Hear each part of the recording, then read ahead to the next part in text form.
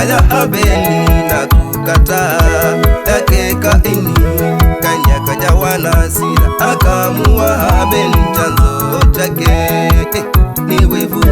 Kwani ukitenda wema usikubalike.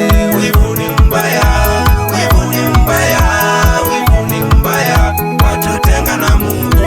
Wivu ni mbaya, wivu ni mbaya, wivu ni mbaya, watutenga na Mungu.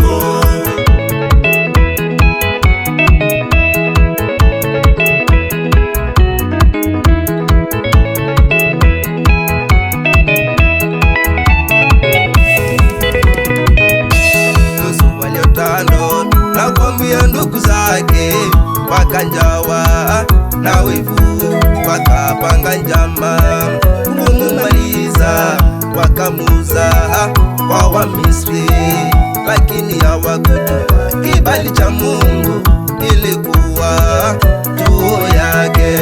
Tazameni sasa, ni waziri wivu wao hausisije kitu. Wivu ni mbaya, wivu ni mbaya, wivu ni mbaya, watutenga na Mungu.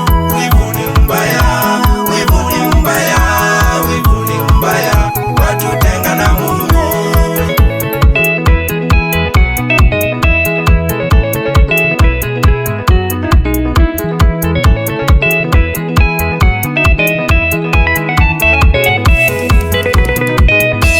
Wakati wa vita za Israeli na Wamisri, Daudi alimuua Goliati na kupata sifa nyingi, na Sauli kapatwa na wivu.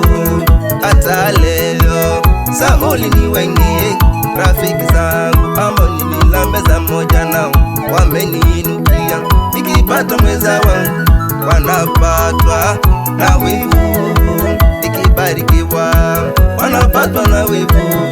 Wivu wenu utawamaliza, maana mimi nasonga mbele, sisikilize maneno yenu. Wivu ni mbaya, wivu ni mbaya, wivu ni mbaya, watutenga na Mungu. Wivu ni mbaya, wivu ni mbaya, wivu ni mbaya, watutenga na Mungu. Pigia Yesu makofi ya shangwe. Salamu nyingi ziwafikie rafiki zangu Freddy Yoko, salimika sana.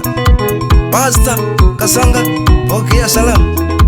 Kaka Maya Peter ukiwa Nyandarua, my cousin Victor, pokea salamu.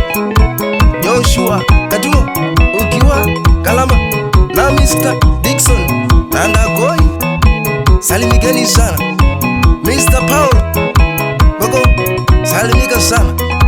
Kanisa la Mungu AC Mirine, salimikeni.